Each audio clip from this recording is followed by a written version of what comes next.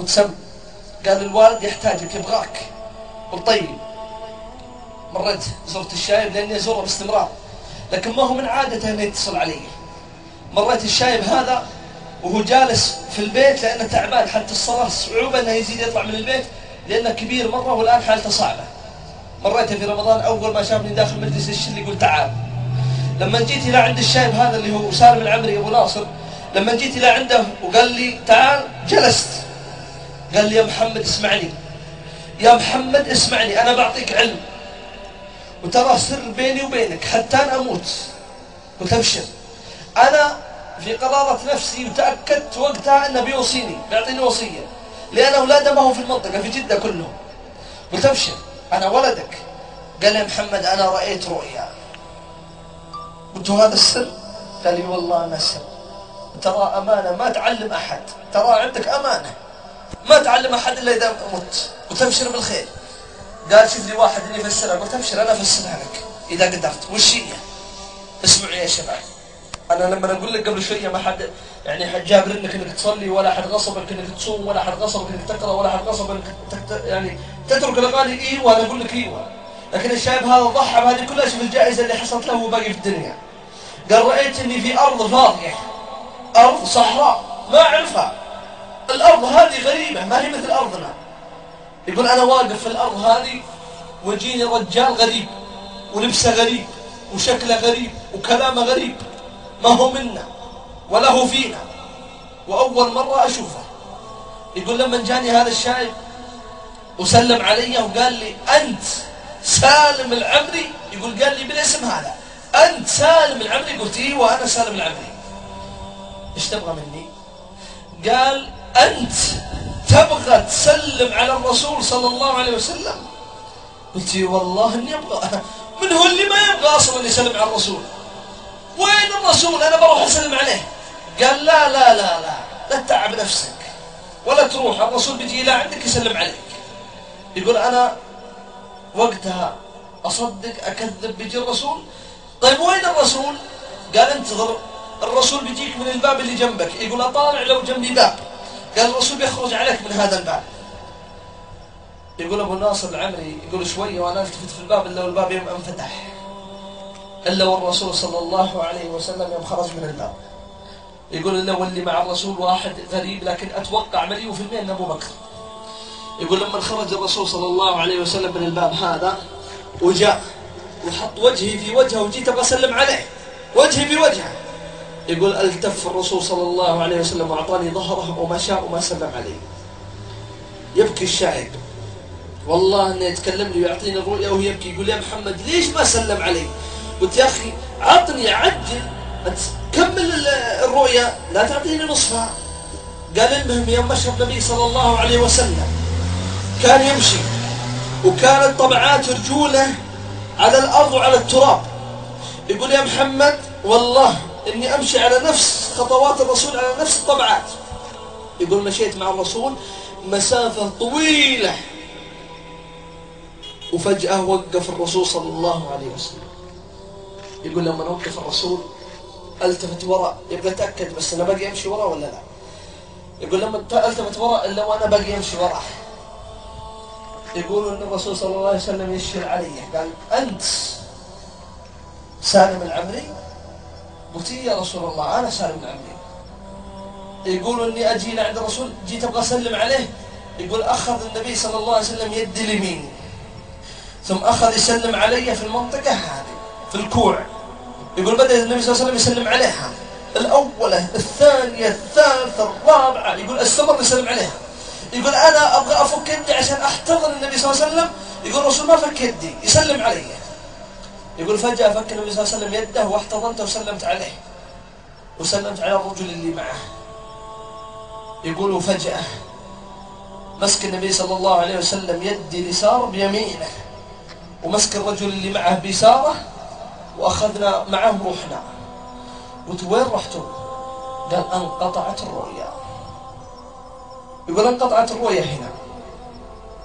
قلت ابو ناصر انت تبغاني افسرها لك؟ فسرتها. تبغاني اسالك؟ قال تعرف؟ قلت ابشر. اما الارض اللي شفتها اللي تقول الارض ما هي برضك هذه الدنيا ومتاعبها ومشاقها. وأما الرجل اللي طلع عليك غريب، هذا عمل أول حياتك صلحته وتعبت عليه، وهو اللي جعلك تجتمع مع الرسول. ونعرف وشو يا الربع لأنه جاء. تدرون وشو العمل هذا؟ النبي صلى الله عليه وسلم قال أنا وكافر اليتيم كهاتين فين؟ في الجنة. الشايب هذا في وحدة من أقاربهم توفى زوجها وعندها يمكن 6 أولاد، ولا عندها أي دخل من المال، يعني لو حتى تركهم بيضيعون. تزوجها الشايب هذا عشان أولادها ما يضيعون. قلت هذا الرجل هذا عمل بينك وبين الله، جعلك تجتمع مع الرسول. لما جيت تمشي على نفس الخطوات أنت ماشي على سنة النبي صلى الله عليه وسلم. المسافة يوم تقول أنها طويلة هذا عمرك، وعمرك فعلا فوق 100 سنة. أما يوم أخذك النبي صلى الله عليه وسلم بيدك ورحت وانقطعت الرؤيا، هذه بشارة لك بأنك سترافق النبي صلى الله عليه وسلم في الجنة. بكى الشايب، بكى بكى بكى، والله يرضم عنه يهتز ويبكي. أنا قلت إنه فرح. لما هديتها قال يا محمد عندي سؤال واحد. قلت أبشر. قال أنا اسمع ما تصلي وتأخر الصلاة، صعب علاقات، دخان، تباك، كيفك. قال محمد أنا وش عندي من عمل عشان يدخلني الجنة؟ قلت والله يا مناصر هذا كلامك كيف حالنا وحال بعض الشباب. المهم الشاب هذا بكى. جيت بطلع من عنده قلت يا عم أنا لي طلب واحد. قال يا محمد أنت ولدي إيش تبغى؟ يفكر أنا بطلب فلوس ولا شيء. قلت أنا أطلبك لأن الرسول صلى الله عليه وسلم يوم كان يسلم على الكوع هذه دلالة أنك صاحب قيام الليل، وهذه علامة إسباغ الوضوء عن مكانه. قلت أنا أطلبك إذا قمت الليل أنك ما تنساني من دعوة. تدري وش قال؟ قال أنا اللي أنت اللي ادعي لي، أنا ما عندي شيء عشان أدعي لك، ما عندي عمل أصلا. مرت الأيام، في حاجة في الرؤيا أنا ما أعطيته إياها. تدرون وش هي؟ في حاجة في الرؤيا يعني تدل، لأن خلاص بعد المسافة الطويلة هذه وقابل النبي، هذه علامة بأن الرجل سيموت. الرؤيا قلت لكم في رمضان، حنا وياكم في نهاية شهر 12 بداية العشر يوم 3/12 انتقل إلى رحمة الله. قبل صلاة العصر يتصل علي ولده قال لي الشايب توفى الآن. قلت الله يغفر له ويرحمه. حزنت حزن عظيم.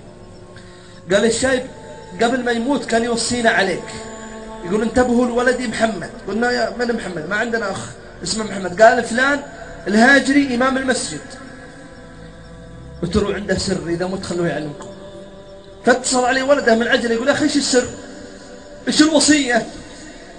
قلت أنا بخبرك إياها بكرة في المقبرة. أنا اللي نزلت الشايب بيدي هذه في المقبرة في القبر حقه. أنا وياكم يا شباب الحبيب يا شباب رجال المع بشكل عام، أي واحد من أقاربنا يتوفى لابد أنه يروح علينا 20 دقيقة نص ساعة من يوم يدخل المقبرة حتى ندفنه ونطلع، أكثر يمكن من نص ساعة. والله أني حاسب للشايب من يوم دخلنا المقبرة حتى دفناه، غطيناه بالصلايا، دفناه بالتراب وعزينا لقاربه وطلعنا من المقبرة 7 دقائق. يمكن هذه ما تدخل عقل، والله إنها الواقع، وهذه من علامات حسن الخاتمة.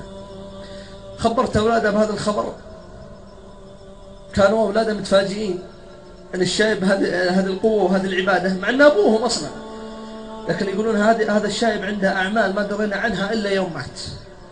بشارة عاجلة لهذا الشايب. دق أحد الشباب الصالحين على أكبر ولد له في الحج، قال إيش اسم الوالد؟ قال ليش؟ قال أعطني اسمه كامل عشاني أنا أبغى أحج له، أبغى أقول لبيك اللهم حجا عن فلان ابن فلان. قال أبشرك الوالد قد حج في حياته اللي قد أحصناها له 47 حجة. لا تعب نفسك الله يجزاك الخير. قال الميت ما له منا إلا الدعاء والأعمال الصالحة، أعطني اسمه خليني أحج له. شوف كيف ولده يقول لا، من باب أنه ما يبغى يتعب الناس، أنه أبي يعني أبوي قد عنده خير أصلا. وهذا لا، الله سبحانه وتعالى يأبى من فوق 7 سماوات إلا أن العمل لا بد يستمر هذا الشيء حتى يوم القيامة. نسأل الله أن يجمعنا إياكم باب الجنة. قولوا آمين. خلصنا اللي عندنا. هذا الشايب مات على حسن خاتمة. الشيخ عبد الله الشهراني أخبرناكم مات على حسن خاتمة. أنا وأنتم الثالث إيش بنموت عليه؟ اسأل نفسك، ولا تنسون طلبي اللي طلبتكم إياه أول الجلسة. موعدنا معكم بإذن الله الجمعة الجاية نفس الوقت هذا في نفس الموقع هذا والسلام عليكم ورحمة الله وبركاته.